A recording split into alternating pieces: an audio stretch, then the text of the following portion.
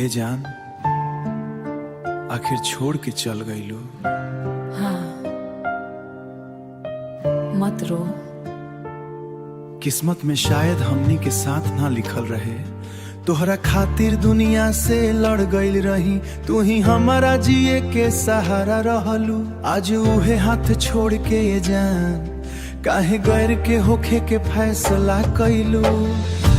रात भर तकिया भींजत रहेला, नाम तोहार लेके रोवेला दिल। तू तो नया सपना सजा लेलू, हमरा हिस्सा बस दर्द मिलल।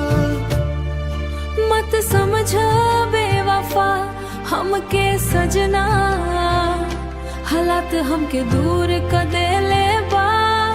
दिल आजो धड़केला, बाकी किस्मत मजबूर क देले बा। जब डोली उठी जान हमार, आँख से लोर रुकाई ना। तू सामने रहिबो फेरो, तोहर बिना सांस चल पाई ना। तू खुश रहे जान चाहे गैर के संग, बाकी तोहर बिना सुना लगे अंगना। हम रो रो के काटब जिंदगी, हमारो टूट जाई सपना। सच्चा प्यार अधूरा रहल, किस्मत फिर से जीत गईल। दू दिल मिल के भी ये सजना, एक दोसरा से दूर हो गईल। शहनाई के आवाज जब गूंजेला, करेजा में दर्द उठेला भारी। तोरा मेहंदी देख के सजना, आँख हो जाला लोर से खाली। अगर जन्म फेर से मिली ये जान, तोरा नाम के से नूर सजाई।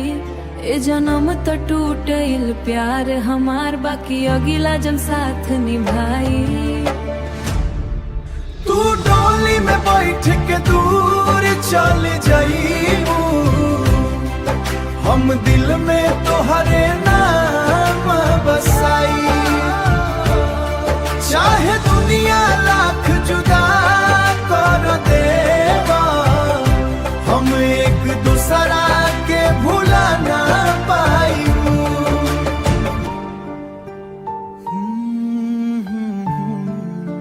अब बस याद बा चल बा, आ याद में भी प्यार बा।